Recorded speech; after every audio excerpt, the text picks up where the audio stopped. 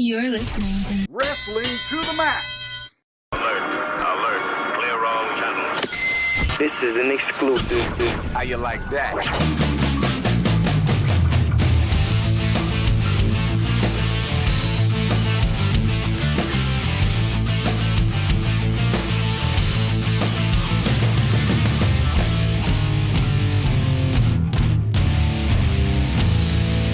And your hosts, Gary Vaughn, Sean Garmer, and Paul Leeser.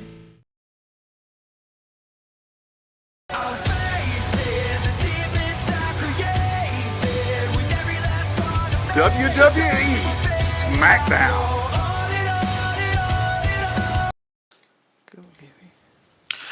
All right, everybody, we are here and ready to talk about some draft. I hope you are.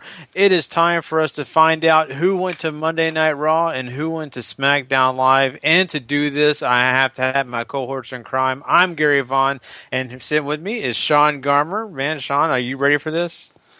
Yeah, first SmackDown Live of forever on USA Network. Let's do it. And Paul, man, this is going to be a lot of fun. I'm excited.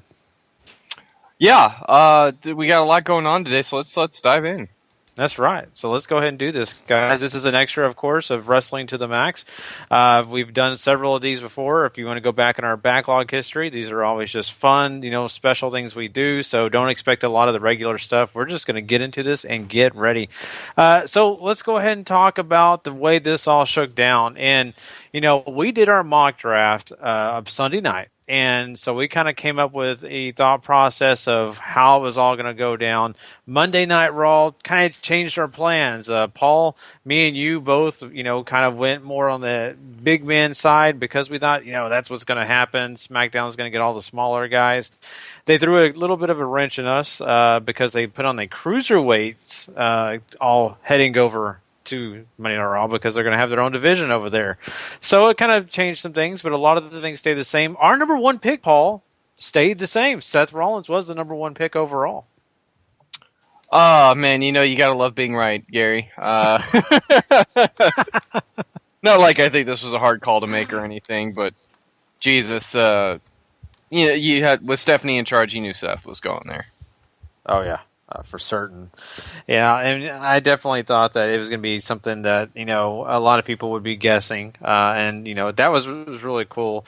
But, yeah, I mean, the way, this all worked out, though, is the fact that, we did have some very interesting other picks in this. Now, of course, if you want to talk about pick number 2, the first pick over on SmackDown actually went to Dean Ambrose, the WWE champion, just like you and Randy picked, Sean. So kind of predictable, huh? Yeah, I mean, a lot of the top 10 we did right. It was, of course, when you get into more of the meat of the draft that we started getting them wrong. And, of course, obviously, they shuffled around some of the where we actually took them as to where WWE took them or whatever. But for the most part, I mean, I guess while we're doing this, I can do the count everything up while we keep talking, and I'll announce the final number of how many we got right compared to how many. Of course, we also had some surprises. I mean, not huge surprises, but we got a few that we weren't necessarily counting on. And of course, we took some stretches that we kind of knew may not wind up being picked too.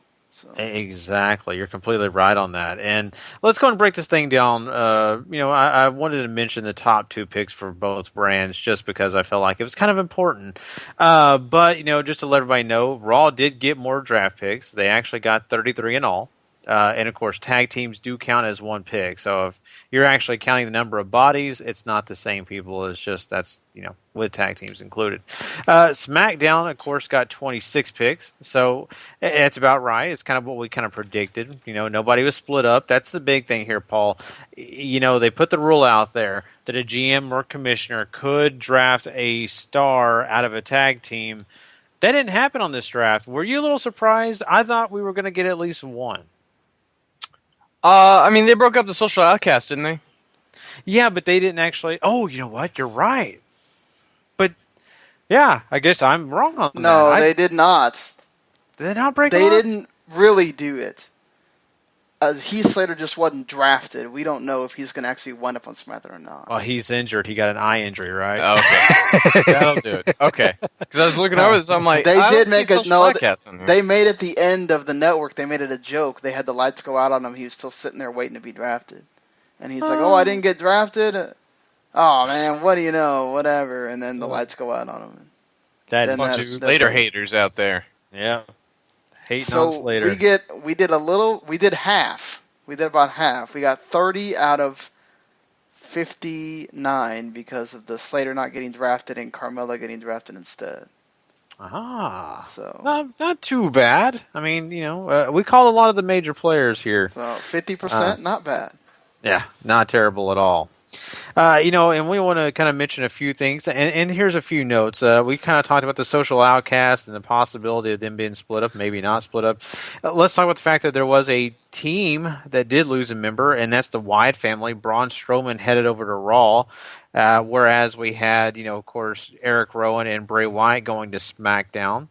And we also had the club broken up because Gallows and Anderson headed over to Monday Night Raw, while AJ Styles, he slid on over to SmackDown and drafted early, which is a good sign if you ask me, to have his name drafted in the top 10 for sure. So I think that's great, but the club is split up. So saying that, here's some interesting notes. Now, for the Wyatt family, of course, Harper is not back from injury yet.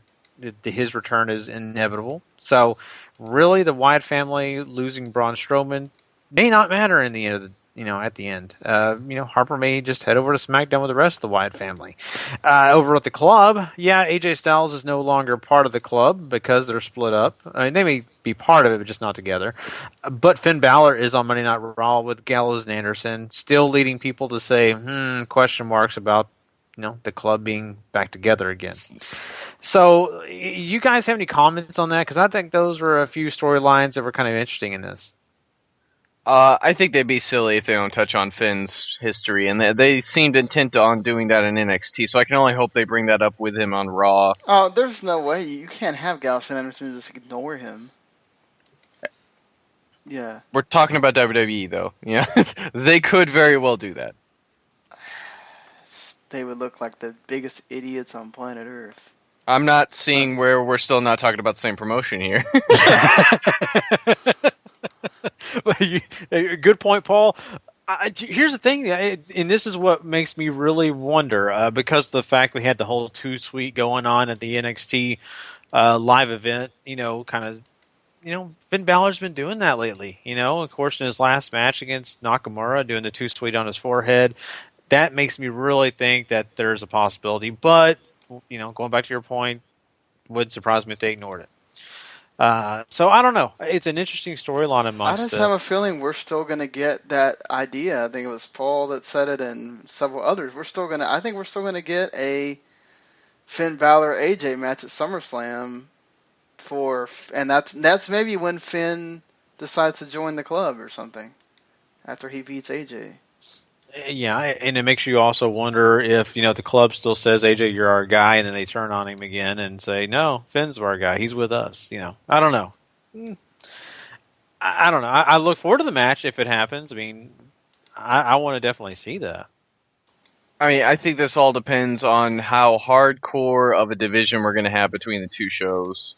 I know SummerSlam's supposed to be one that they share, but I don't know if they want to go that quickly into cross-promoting a match from two guys from two different brands. I think that's the whole point of those, though, is that you can have those cross-promotional matches, and then you make it known that it's only going to happen at these shows. The problem that they had was that they wouldn't just have them happen at these shows. They would realize, oh crap, this is the thing. They don't need to sell those pay-per-views that they used to before, where, oh crap, we have like no star power on this SmackDown pay-per-view show. We got to have somebody go over there. I don't think they're going to have necessarily that problem, but yeah, it is interesting to see if they'll do it. I can't see them passing up on not doing at least one. Yeah, I agree with you on that. Another, storyline in this, we do have Zack Ryder over on SmackDown, and another guy from the NXT brand, Mojo Rawley, They're going to be on the same show. Hype Bro reunion. We going to see that happen? I think so, just because there's not really a whole bunch of tag teams over there on SmackDown. That seems obvious. The only reason you draft Mojo Rawley is because you know that Zack Ryder is. You don't have any ideas for him as a single. He was doing the best with Mojo Rawley. He was already helping him along in NXT. I don't see how that's a bad thing, honestly. Yeah, I think it works because, the fact that they're a fun tag team. They've got, their own brand of comedy, if you want to say it that way. They've also got something, I think, that'll bring the kids in. So, to me, it's a positive if they do that. I'm sure they are going to do that. But, I mentioned Mojo Rawley's name. Of course, there are lots of people out there in the WWE Universe who have no idea who this guy is, and it's because they don't watch NXT. For all of us guys who do watch and gals that watch NXT, we are thrilled because we got some names coming out of NXT tonight. 6 of them to be exact. Well, 7 if you want to count the fact that we have a tag team coming out. But we do have some interesting things broken down here because we do have American Alpha heading over to SmackDown. And that's Jason Jordan. He's also part of that group. I'm blanking on the other guys, and why am I forgetting Gable? I don't know why I'm forgetting Gable. I was about to say, his name's in their tagline, man. Come on. Yeah, come on now. I don't know, man. And another name that's interesting out of this, too, is... well, let me mention the big names first. Okay, so let's say Raw. They got Finn Balor. They got Nia Jax. All of us said that there could be a possibility of both those names. Finn Balor was a cement guarantee.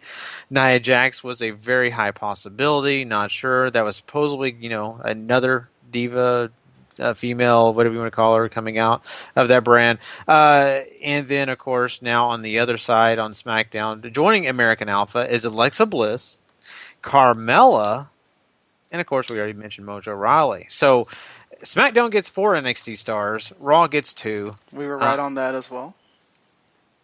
Yeah. About SmackDown getting 4 NXT stars. So not the same ones, but Well, mentioning those names, I think we should kind of take this little by little because I think each of them have a lot of good things. I think all of us can agree Finn Balor is a great decision. Going to Raw, I think it's totally fine. If you disagree, you're more than willing to speak up. But I think we can move to Nia Jax.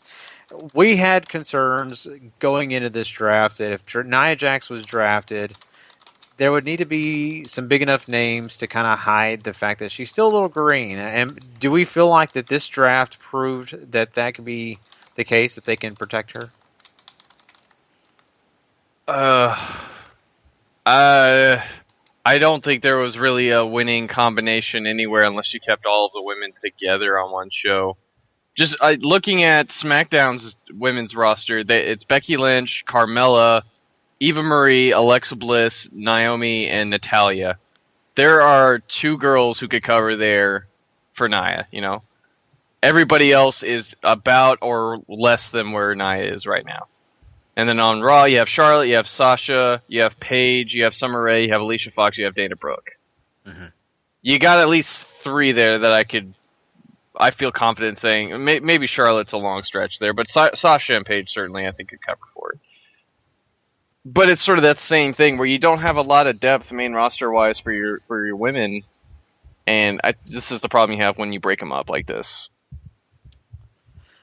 Yeah, Sean. That is a problem. I kind of wondered that myself when they talked about the fact that they were going to break up this women's division, and separately, I don't know how strong they really are. I think it's almost like you're rebuilding this thing all over again and having to do it twice because you're doing it on 2 different brands.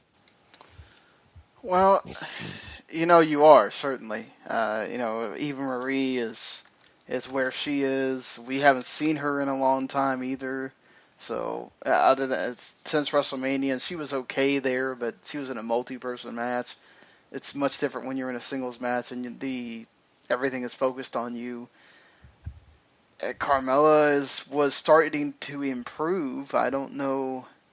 And this is weird too because it's like it's not even that you got Carmella on the same show as Enzo and Cass where she's with her boyfriend. She's separated from him.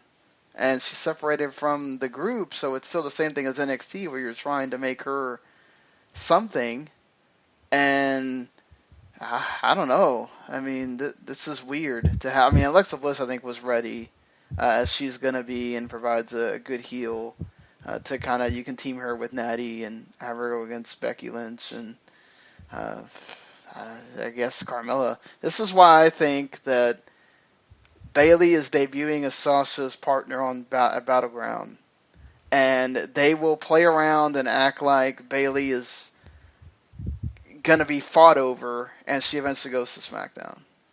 I think this is the only way that you can even up having Raw take pretty much your. I mean, they didn't take Becky, but they took your three major women, including the champion. They took Charlotte's partner. And then, some veteran in Alicia Fox and, Summer Rae who's there. I think the only way you can sort of even things up and justify it is to have Bayley be the Rock along with Becky Lynch of your women's division on SmackDown. And there you can have two faces that you can definitely team up against the two heels that and you have Nia there and everything else. I mean, so it'll be interesting. If they do that. I think if you took her to Raw, you really, really hurt SmackDown big time. But it seemed like they didn't really care about if they hurt SmackDown or not on this entire thing. But yeah, kind of, and it was almost like Stephanie was kind of poking at that at times.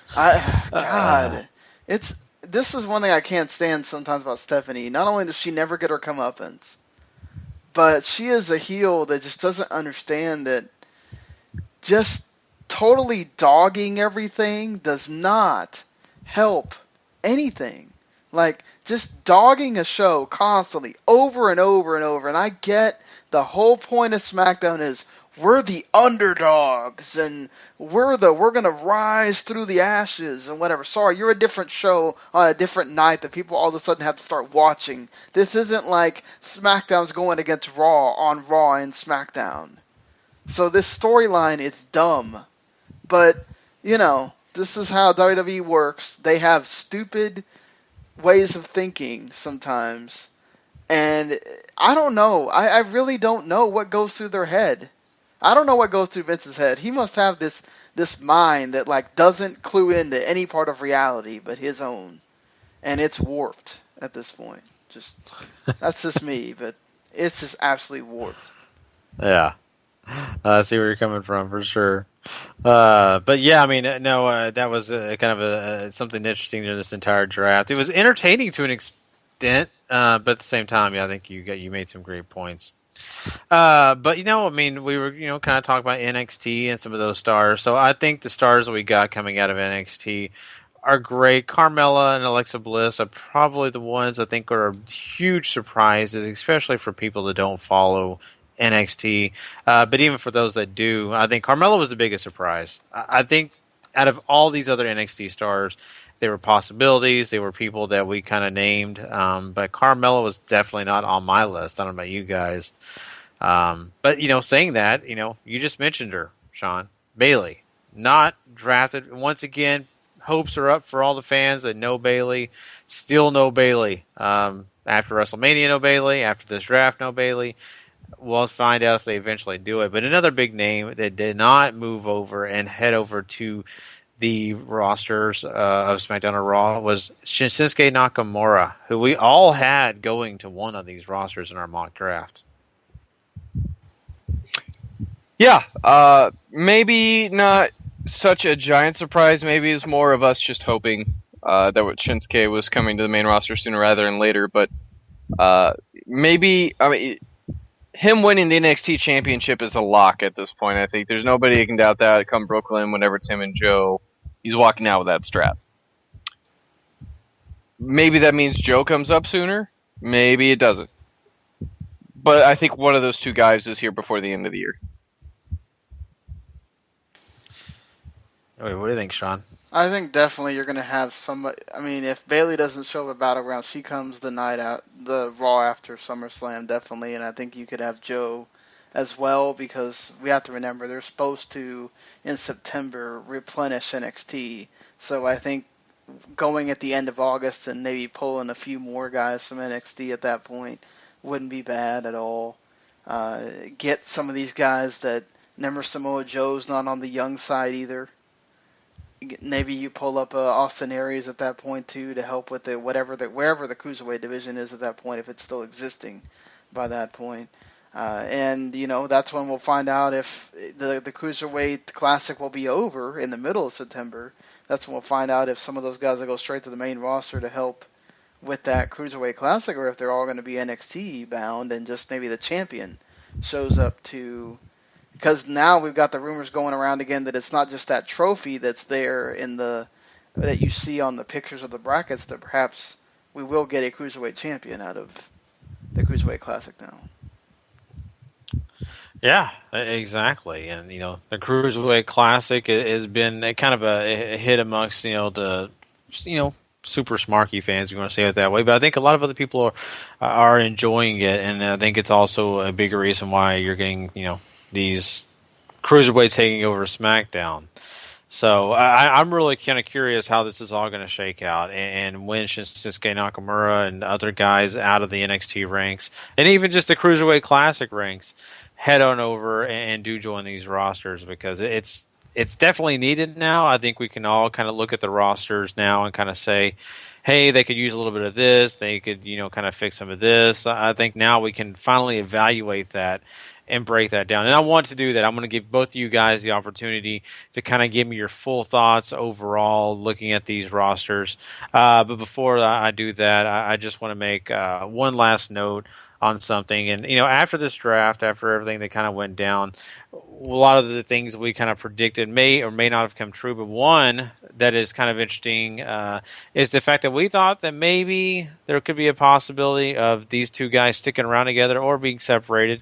But Kevin Owens and Sami Zayn are still together. They are both a part of the Monday Night Raw roster. So any significance to you on that? I mean, I think it's kind of interesting because I thought they may separate these guys. Maybe they truly are bound to fight forever. That's all I got. Because I can't say I'm upset. I'm not upset. I thought maybe they'd give it a break and then come back to it. Yeah, me too. I thought that maybe you separate them here. But it is what it is. They could still separate them, because this cruiserweight division thing is so weird, because you have guys that are obviously above that. If you're going to pigeonhole them there, if you're going to do it like where you're in the cruiserweight division for a little bit and then you can eventually move out of there once you've gotten played out. But like I said, I'm really worried that you've got Finn Balor, you've got Neville, you've got Sami Zayn. I think you've got a few other guys that all fit that mold, that 205 pounds and under, and I'm worried that you're going to try to make a cruiserweight division with all those guys. Not that those matches are going to be bad, but I just don't want them to have that stigma of after you've done all this stuff of building them up into NXT, into these big stars, and then you put them into a cruiserweight division. Mm-hmm. Exactly. I'm just, man, there's so much that you could really break down and analyze on this entire draft because of that. The cruiserweights, of course, the tag team divisions now, and the fact that, the way this all worked out. So I'm going to let you guys kind of give me your piece on overall everything, anything you want to ask questions about. Paul, we'll start with you. After this draft, what's your evaluation? Anything stand out?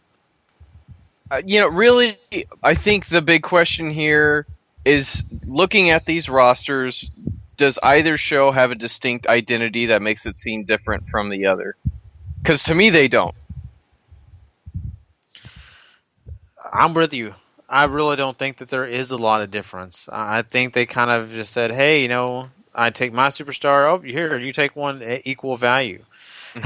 That's the way I looked at it, Sean. I mean, I don't know about you. That's my problem. That's what we feared, right?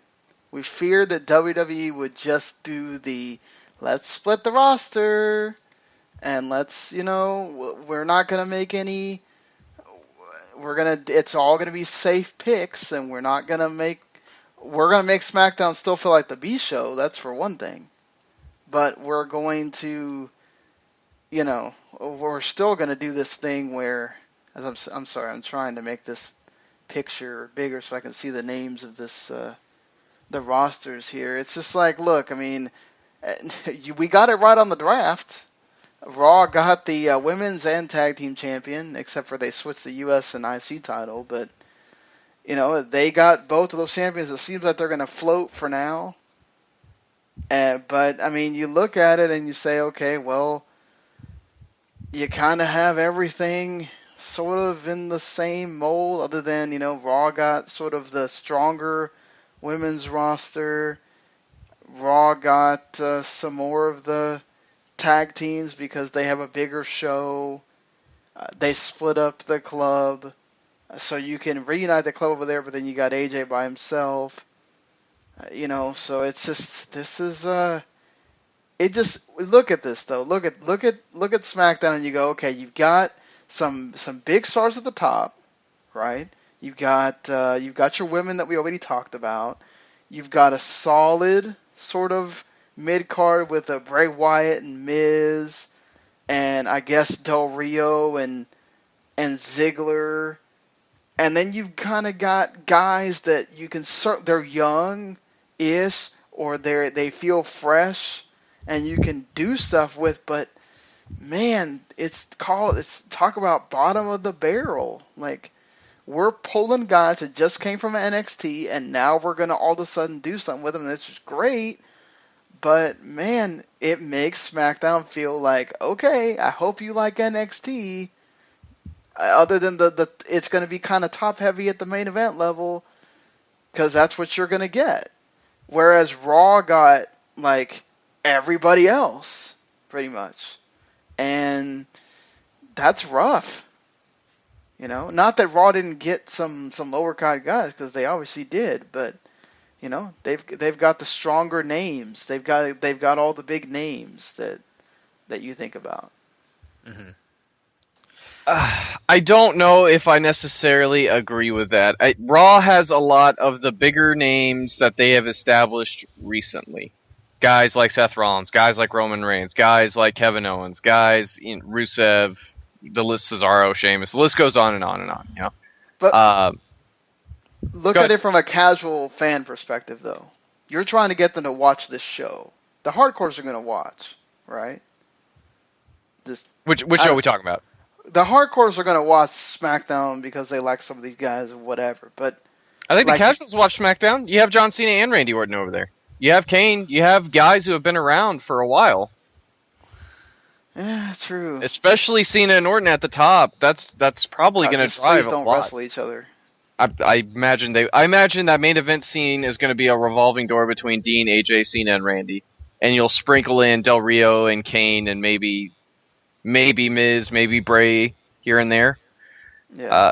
The thing I think for SmackDown though is those tag teams. Unless you're an American Alpha or an Usos or an Ascension, those guys are going to be working part-time as singles guys too. So you got to start building those up, and that's where I think SmackDown might have an advantage.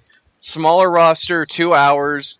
I think they can really concentrate on some of these guys and brush off some diamonds in the rough they have, like Tyler Breeze, like an Apollo Crews, stuff like that.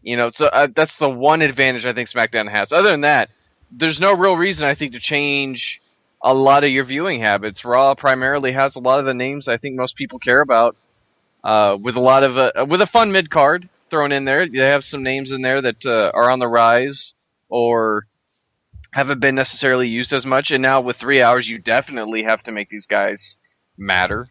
You definitely have to focus on them. And they have a strong tag division. I mean, outside of Golden Truth and Shining Stars, everybody there at least has some drive behind them. Doesn't it say something, though, that like Raw gets a whole division to itself and you give SmackDown nothing? I think it says a lot. I mean, obviously, Raw's going to get anything that makes it seem above, because I don't think they want to repeat of what happened the first time around, wherever SmackDown was beating the pants off of Raw, because SmackDown was clearly the better show. Miles ahead of what Raw was doing. it really surprises me that they didn't shoehorn the women's division onto one of the other shows. Maybe I think you should have gone with what you're rebuilding the women's division. You're trying to make it a focus again. I think you put it on Raw because it forces you to do it because you have 3 hours to fill over there. You put the cruiserweights over on SmackDown. Let them wrestle. Let them work, and you have a lot of guys in the main event whenever they move up that will make for interesting pairings. Yeah, that is very true. Anything else that you guys want to point out? I know we covered quite a bit. Sean, is there anything? I guess we should talk about the announce teams getting changed. Yeah, go ahead and do that, Sean, because you were telling me this, and this is interesting because it is definitely a little bit wacky compared to what we were hoping. Yeah, we're going to get Michael Cole, Corey Graves, and Byron Saxton. And then we're going to get Mauro Ranallo, JBL, and David Otunga on SmackDown. You're going to get Tom Phillips with... So basically you're going to get the NXT show, or the NXT lineup on main event. And then you're going to get Tom Phillips and Otunga, who's been the voice of Superstars for a little while now. Kind of sucks. For one, main event is not seen unless you watch it on Hulu in the United States, where you can watch it week by week. I think it's like on a 3-week delay on the network. So if you wanted to hear the NXT team call main event, that kind of sucks if you don't have Hulu. Man, this is weird. Like, it seemed like this seems so Vince McMahon. This seems so made at the last minute. He was there today and thought, oh man, it's going to make SmackDown be too cool if we have Morrow and Corey Graves, so we need to split them up and make Raw seem kind of cool with Michael Cole and Corey Graves, and then let's put JBL over there with Mauro Ranallo so I can kind of sort of have my voice over there with Morrow. I mean, it's possible, Paul, that we get the old JBL, and that would always be a win, because when he was the old JBL, he was awesome. But if we get the JBL we've been getting for a long while now, I'm really worried for Morrow. I think JBL has to change because he doesn't have the camaraderie relationship that he had with Michael Cole over on Raw, where it just felt like they were hanging out and happened to be calling stuff, you know. Ronaldo's gonna be on point. I like David Otunga and backstage whenever he does pre-shows and stuff like that. I think he's really good, so I'm interested. I've never watched him call a match or anything like that, so I'm interested there. I think just with those two alone, JBL's going to have to change how he calls stuff. And no King either, so maybe he goes hardcore heel like King.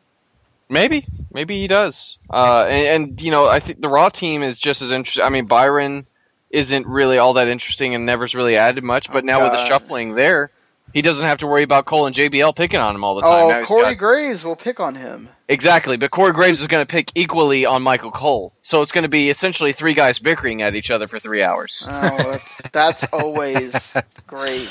Like, let's exactly what Cesaro said on the network. Let's focus on the wrestlers, not on everything else around the wrestlers. Seriously, Cesaro shot on some people on his little network promo that he cut. Like, everybody keeps saying that I can't talk. Well, look how English words are coming out of my mouth just fine right now. And that, Stephanie, who cares about what Stephanie McMahon and Mick Foley are doing in the background? It's all about the wrestlers. It should be about the wrestlers. Look at all this talent that just got drafted to Raw. We need to care about the talent that's wrestling, not about what Stephanie and Foley are going to be doing to do this and whatever, and the announcers and all that. Like, man, Cesaro, please speak some more. You're speaking some truth there. Yeah. The only problem is it can get you squashed. So. Yeah, it can. I was worried a little bit that the way that they started that with Stephanie interrupting Mick Foley, that we were going to have that the whole evening. But thankfully we didn't. Yeah. I'm just worried that that's what Raw might end up being for quite a bit of the time. Yeah. But I think at the end of the day, this all kind of shook out to be something I think we can have some hopes for. But at the same time, I think, like Paul alluded to, maybe not a lot has changed, even though a lot has changed. It's kind of an oxymoron kind of thing to say, but It's going to be interesting. I think all these changes could be a breath of fresh air to us. It depends. I mean, I think we're going to have to grow along with this brand split. I think there's going to be a lot of adjusting going on for not only the WWE, but of course for the universe and everybody that covers it like us, who makes evaluations week by week. And I think we're going to have a lot of them coming up soon, guys. So I get yourself prepared for that.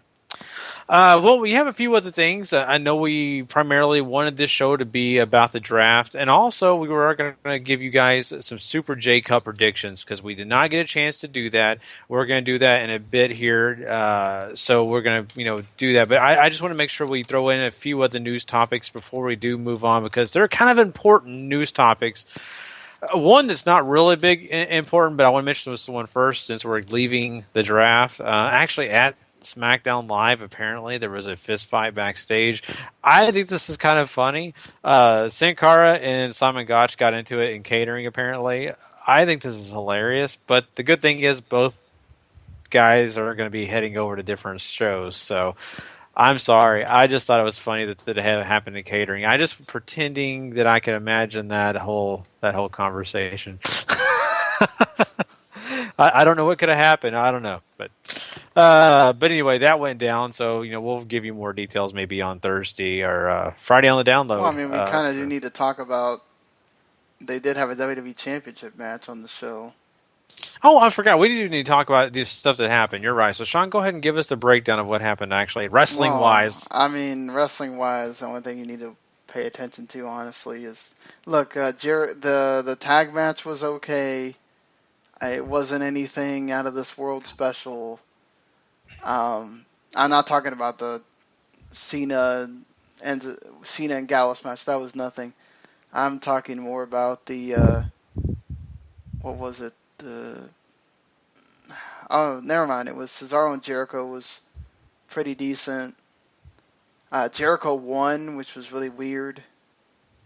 And then you had the main event, which was obviously the best thing on the show. Very good. I think it was probably just as equally as good as the one on Raw. Ambrose decisively wins with the Dirty Deeds. So Ambrose, your champion, going into Battleground where it's two Raw guys against a SmackDown guy. So the odds are in favor of Raw there.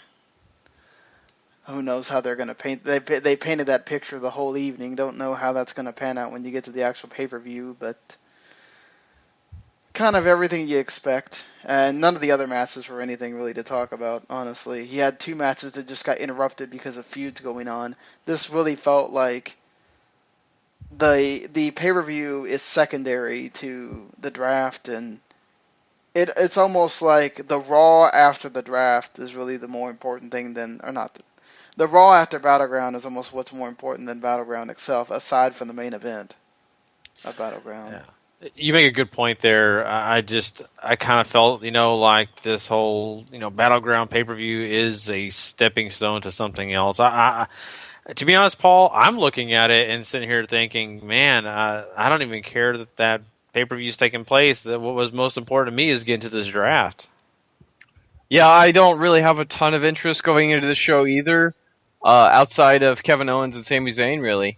Because I think that's the only thing they've built pretty well that didn't feel like it was definitely put on the back burner, but maybe it's just personal interest more than anything. But, I mean, Cena and Enzo and Cass against the club should be fun, too. I mean, it has fun stuff on there. It's just they haven't done anything to really make you care.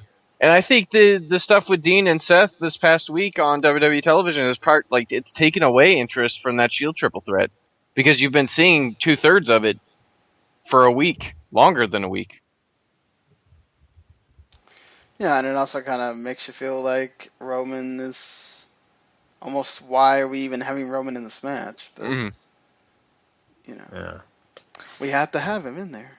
Oh, exactly. No matter what he did or what happened, he's got to be a part of it. But yeah, I mean, that pretty much, wraps up Raw. I mean, because they had that, match that, was meant something, but to an extent does not. I don't know. But we have some other news topics we do want to jump in before. I was going to point out that one person was not on this show that was originally booked for this show, and WWE's, their 2 cents on it is that he was running out of dates. That's what I call bullshit. He wasn't running out of dates. It's bad PR to have a guy that's been failing tests for UFC on your program right now. Yep. And you're not going to have him, because why wouldn't you have the biggest star in your company on one of what's supposed to be one of your landmark evenings on the entire show, even though they didn't have wrestlers come out during that made it feel really anticlimactic too. Let me get into that. Like, you're not even gonna. I thought it was dumb to not have any of the NXT guys at the actual arena. I get it. You don't want any spoilers coming out and whatever, but have some of these wrestlers come out aside from when they had a match. Like, at least the first draft, like that interaction between The Rock and Vince McMahon, that was an entertaining part of the draft. Like, this didn't even feel like them trying to do sports. This felt like them rushing through picks the entire time. I don't know. I get what they were trying to do on the draft center thing, which I'll commend them for doing. But you neither got good analysis, nor did you get good actual TV with the draft either. That's just me. I didn't feel like this was a knockout punch. Like, honestly, you could have just not done matches and just had them doing an actual WWE draft, and then you have the one big main event at the end. And you didn't need the network thing, because honestly, for me, other than in the commercials, the network thing was distracting. Like, it's hard for me to be sitting there trying to listen to or pay attention to what's on my TV and then have 4 people talking on my telephone right underneath me. Like, it's just, and most of the time they're just jaw-jacking about speculation. They're not even talking about the picks that happen. Mm-hmm. So, to me, it's just, I don't know, it was an exercise in not that great for the entire show and for the draft itself and for everything else. And I feel bad saying that, and I don't want to come off like a negative Nancy, but it's just, that's just me. I totally agree with you 100%. Now, I get it. You can't have this show slowed down to a crawl so wrestlers can walk out each time they're drafted. Because that could take place, because then people are expecting them to talk. People are expecting them to make a big show. But for American Alpha and Finn, let people experience his entrance and let people just. You don't have to have him cut a big promo or whatever. You could have had an impromptu match for Finn or something. Or you could have said, we're going to see some of the NXT guys that are called up compete tonight, so you know what you're in for if you've never watched them. I don't know. There could have been a lot more they could have done here. Just me. No, I want to kind of bring out what you're saying about that network special. It was 3 hours. Of course, SmackDown was 2. Fine and dandy. But I'm 100% agreeing with you, Sean. You know what? We got to that third hour, and I was really thinking, okay, now they're finally going to do more stuff. We're finally going to have the GMs and commissioners come on here, since they're done with SmackDown, and they're going to make more announcements on this network. Guess what? Nowhere to be seen. We're still getting interviews. And then they're just basically going down the list of, okay, now, Zack Ryder's a part of this roster. Now we've got, blah, blah, blah. So I kind of thought that was anticlimactic. And I was really thinking, oh, great. Now I get a chance to see more Mick Foley, more Daniel Bryan, more of the jokes going back and forth, bickering. None of that was there. It was just straight up commentary and honestly, a lot of talk about nothing. Let's be honest, Sean. It was nothing. Yeah, it was them stalling for 15-minute periods, and then every 15 minutes you make some more draft picks so that you flesh out the hour so that people don't turn it off. Mm-hmm. Because you couldn't have the draft picks all at the beginning, because then as soon as you do all the draft picks, nobody cares, and they turn it off. So you had to flesh them out, which I understand that part. And you did have Shane and Brian and Stephanie and Foley show up at the end. But, I like you. This felt like we already got into the 7th round and no one gives a crap by the time it got to the network. Exactly. Yeah, it got kind of frustrating, and I know Paul, I know you were busy and you hadn't had a chance to watch it because of your work schedule, but you didn't miss anything. I'm just being honest with you.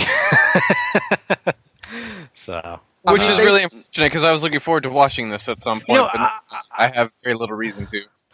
I don't think you. I will say this. Now, here's the one thing I did like: Sheamus and Finn Balor on right near each other talking.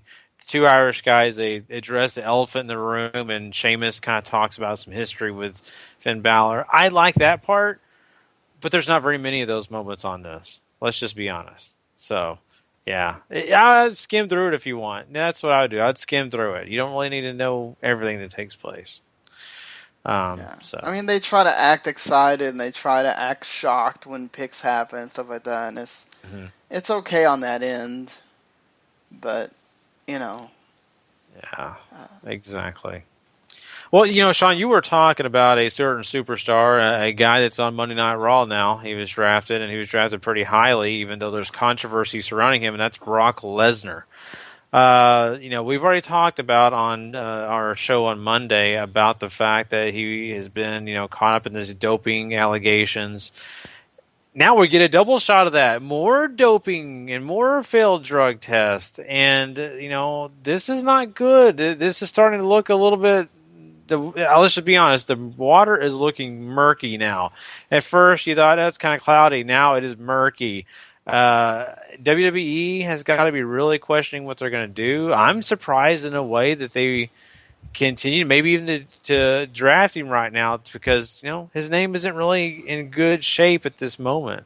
Well, he doesn't show off that often to really matter whether he's drafted or not. But what if he's suspended? Does it really matter that he was drafted if he's suspended immediately? That's my question. He's suspended by the UFC. It doesn't really, unless WWE wants to suspend him too, it doesn't really matter so much. Mm-hmm. Well, but that brings up the question. We just had this conversation. Does Lesnar get away with it because he's a big star in WWE, or does WWE have to set a precedent? I just don't know. Because they never had that before. Who else, other than Billy Gunn, who's not an active performer, who the hell else does other stuff that involves you getting tested? Mm-hmm. Nobody. So it's a very unique situation, and not only you got found out on the day you're about to fight.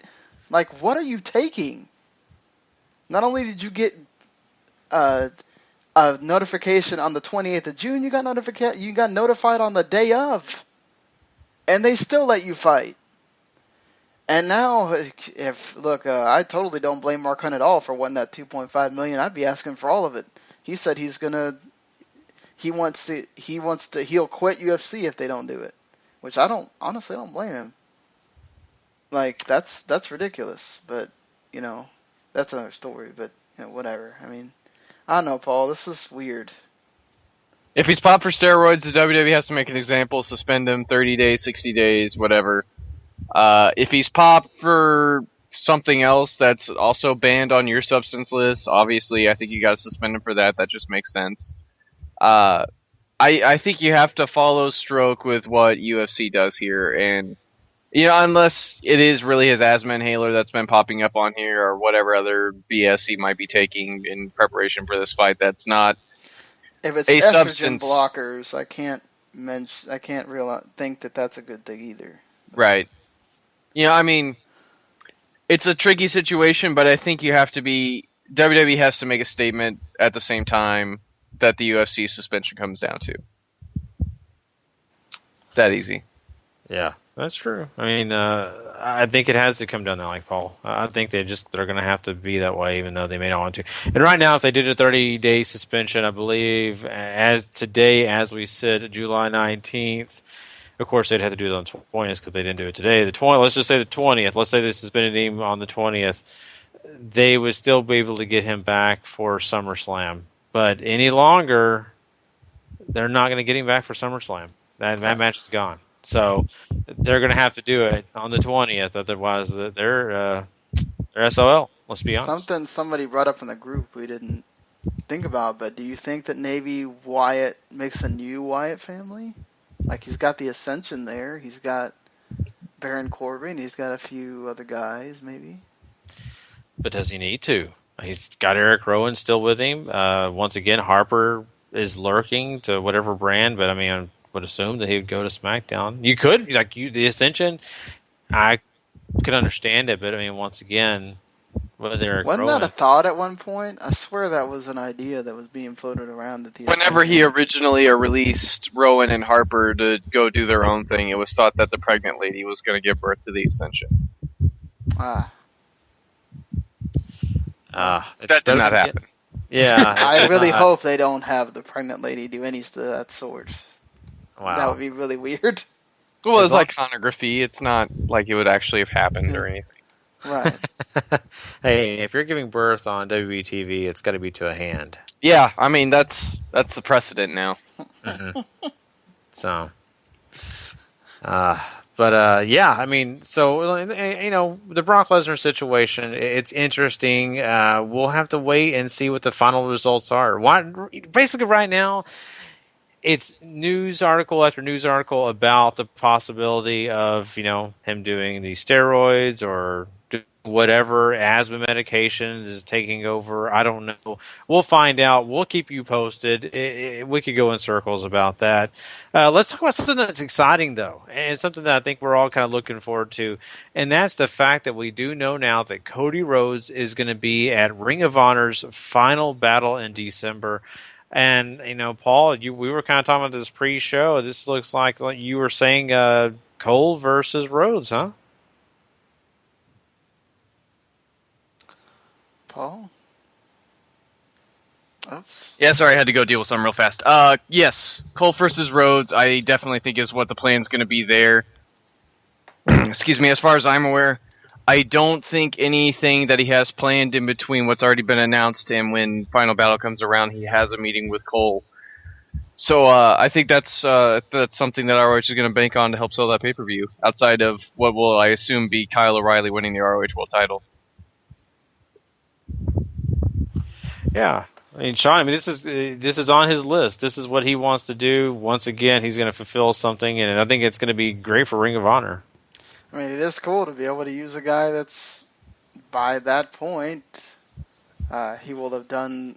No, well, we're not talking about. We're talking about final. Yeah, by that point, he will have done all of his other things on his list, Right. And that's just the end of it on Final Battle. So. I guess that throws out that idea of Cody Rhodes, going somewhere or whatever. Who knows? I mean, everything changes by then. He could be back on WWE's radar now that he's going to be doing Bola and all this other stuff. And if he does get hot, perhaps WWE kind of just lets him do that one show because it's so far in advance and then says, okay, that's it, But who knows? Who knows? Maybe he signs with ROH after everything. Exactly. That would be kind of cool. I think it'd be something that would really help that roster for sure, especially since they've lost several. They're bigger guys. Of course, Moose leaving, Roderick Strong, guys like that taking off. If they got a guy like Cody Rhodes, that would be a big help. I'm trying to think, Sean, is there anything else in the newswire that we probably should make note of right now before we move to Super J Cup? I don't think I see anything else on my list here. No, I mean, I think we talked about everything that was sort of... Yeah. Okay. Just to make sure we're clear on that. So there we go, guys. We are going to do one last thing here on this show, and it is a very important thing, and that is predicting and giving our thoughts on what could happen at the Super J Cup. It is right here. It is now. But we did not give our thoughts on our part one of our regular show, the 204 show this week. So we're going to do it now on this special. So let's go ahead and do that. We'll be right back with Super J Cup. We don't have to do music because it is okay. Technically sponsored by New Japan, but it's not technically that's an event that anybody can hold, not necessarily always New Japan. I will say that also Paul did not give his G1 predictions or whatever either. I meant for him to do that while we were doing that G1, which has been separated. It is now a WTM Extra that you can listen to on its own. You don't have to go through the whole 204 part 1 episode to listen to it. So I guess before we get to this, Paul, what is your I sort of gave him out predictions? while we were doing the review for night 1. Who do you have winning? Naito. You have Naito and who Naito gets to beats the- Okada. you have Naito beats Okada.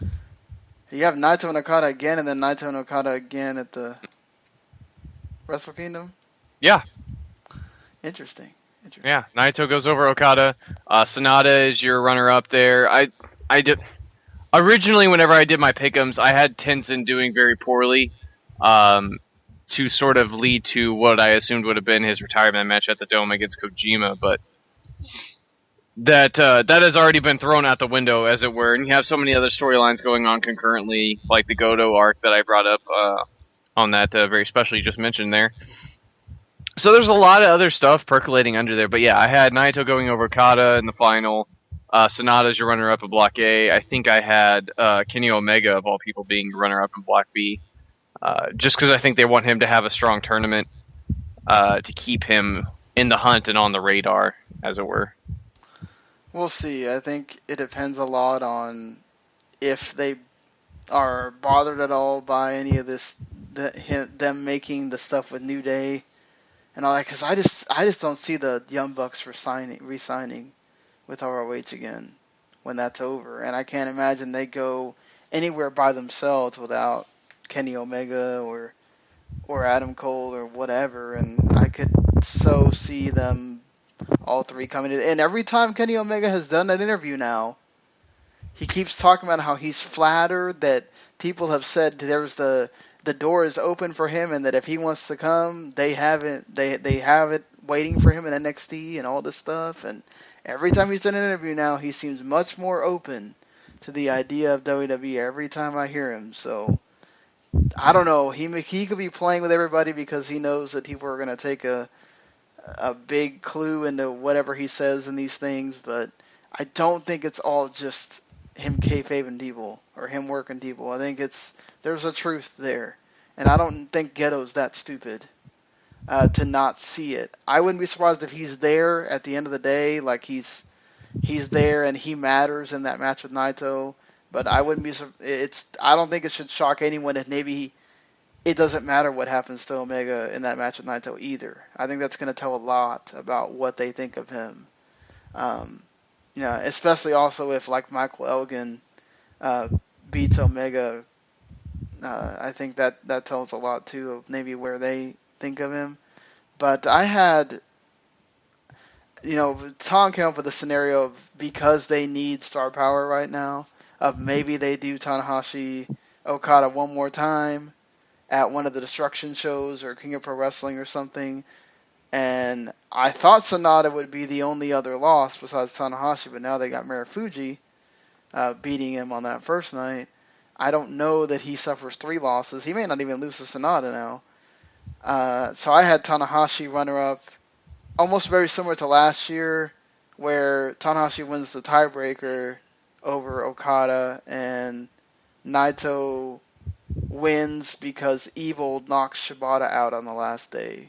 So Shibata would have been my runner-up in the Block B. But, Naito wins, as we would all pretty much assume that that's going to be the case. But we'll see. So, Super J Cup participants here. I'll just go by the way it looks on the bracket. We got Jushin Thunder Liger against Aita from Dragon Gate. Yuma Aogi against Taichi from Noah. You got Kushida and Taji Ishimori from Noah. You got Grugan Mask, who's from that Ryuge Dragon promotion. Yeah, he was his own promotion. Yes, his own promotion. I did not know that he is 44, and he was actually on that Tenryu project show that's on New Japan World. So if you never checked him out and you have New Japan World, he's on the first match against Liger, if I'm not mistaken. And you got him against Kano, Ryusuke Taguchi against Daisuke Harada. You got Bushi against Yoshinobu Kanemaru, Teton from CLL against Will Ospreay, and Matt Sydal against Kaji Tomato from K-Dojo. The bracket is set up so that whoever wins Liger and Aita, you get Aoki and Taichi. You got Kushida and Ishimori. Will get the winner of Gurukun Mask and Kano. Taguchi and Harada goes against Bushi and Kanemaru. And Teton Ospreay winner goes against Seidel and Tomato. What do you think, Paul? So I got round 2, Aita taking on Taichi, Kushida taking on Kenoa, Daisuke Harada taking on Bushi, Will Ospreay taking on Matt Seidel. Okay. I got Aita taking on Taichi. I got Kushida taking on. Even though I would not be surprised if Ishimori pulls the upset against Kano, Harada against Bushi, and Ospreay against Matt Seidel. Ishimori is currently. Oh no, it's Kanemaru who's currently the GHC Junior Heavyweight Champion, isn't it? Mm-hmm. Yeah, I think that's right. But at any rate, I still think, even though this isn't a New Japan specific show, I think a lot of these New Japan guys go over big. That being said, going into round 3 though, it's Aita and Kushida and Harada against Will Ospreay for me. Yeah, I got Aita and Kushida, Will Ospreay, and yeah, I'll say Harada beats Bushi. I think maybe you don't have two. I don't know if you have. I think Aita gets to the final. Yeah, that's what I have. I don't think you do Ospreay and Kushida here again. I think you do Aita and Ospreay, which has the potential to be an even more spectacular match, Right. with Ospreay going over. Oh, you think Ospreay wins both the competitions? Yup. Oof. It's Wins hard both. to. Sets him up to win the IWGP Junior Heavyweight title at the Dome. Yeah, I think it's hard to go against that. I'll definitely say Ospreay wins then, because it's hard if you have a guy from another company win. It's not like he's all of a sudden gonna do something with New Japan other than maybe Dragon Gate lets him work the Dome, but right. I mean, Dragon Gate is doing strong business in their own right too. So I don't know if just having him make the finals does enough for him. I feel it's not. It would be different if it was Harada against Kushida or something like that, because then it would be much more in the air about who would win that. Yeah, because they have their biggest show of the year on Sunday, so this is going to be interesting for them. But of course, in about 4 hours, the Super J Cup will be happening live. So yeah, 4:30 Eastern, 3:30 Central, I believe, is the first show start time. Well, even earlier then. So there you go. All right, so that was pretty quick and very interesting. I'm looking forward to seeing what happens. Some great predictions for you guys. Now, of course, I think we're done here. We've had a lot of great stuff. Of course, the draft was really interesting. It was, let's be honest, something that we were all looking forward to. Now, like everything else, it's kind of like Christmas. You open up your presents, and now you're sitting here wondering what's next, right? Because that's the way I felt about this. I was very excited about this draft, and now it's over. But now we have lots of other stuff to keep us busy, right, guys? We got Super J Cup, we've got the G1 Climax, we still have the Cruiserweight Classic. So much is going on. Battleground, SummerSlam, Takeover back to Brooklyn. Yeah, and just, for everybody that may not listen to this show on a regular basis, we got a show coming up on Thursday night that is not only going to include, NXT Lucha Underground, which is Ultima Lucha, which is a 2-hour show we're covering that Cruiserweight Classic. We're also covering TNA Impact. So we've got a lot of stuff we're getting into, and you don't want to miss that show if you're into any of those promotions, plus all the big quick hits, big news topics we'll be covering on that show as well. W2M Network, go check it out. Go subscribe now if you're not subscribed. Also, rate and review us. You of course can rate and review the podcast itself, but of course, we want you to always remember that also do it on the the network too. It's really cool. Lots of great shows on the network. We don't want you to miss any of that. Besides that, guys, I think we're done. Any last things we want to say to the people, Sean? Yeah, just check out the our Paul and I thought we did a really awesome first night of the G1 breakdown that you can go listen to. It's about 30 minutes or so, something like that. We break down all the matches and talk about what we liked, what we didn't, and then set up for the next G1 show, which is on Friday, which will be free on New Japan World. Actually, if you don't have New Japan World, you can check out Night 2 for free. So that's interesting. That'll be, of course, now we start the first night also had English commentary. Now you don't have English commentary again until you get to the 3 Sumo Hall shows at the end. So unfortunately for you guys that have problems with, you need to understand the commentary. That's going to be an issue for you the rest of the G1. But still, I think you should definitely check out because it's going to be an awesome tournament. And then, of course, we talked about Super Jacob and just, man, hey, another week of Cruiserweight Classic going on later. Yeah. So I flubbed on that Super J Cup time, by the way. It's 5:30 Eastern, 4:30 Central. I skipped an hour. Well, more sleep then. Yeah. Yeah. There you go. So, well, guys, once again, we appreciate everybody coming in, checking out this special. Of course, don't want you to also forget, we do a show on twice a week, actually. Just to let everybody know, it is going to be Tuesday morning and Friday morning downloads for you guys to go check those out. And we are going to do something. We're still working on it. I think it's going to happen for sure. We are going to cover Smackdown now, but it's always going to be an extra. It is not going to be part of our regular W2M episodes. It will be an extra every Tuesday. Tuesday. Be on. We'll still talk about it on Thursday, but if you want Yes. you mean the having it right after. Right after. Yeah. If you like to listen to it right after, or maybe the next day you want to hear it. So Wednesday morning, you will have someone from this podcast talking up Sean and whoever else. It'll be me, it'll be Paul, it'll be a special guest. Sean is going to run the show. Sean's going to be doing SmackDown live talk following SmackDown. So follow those shows.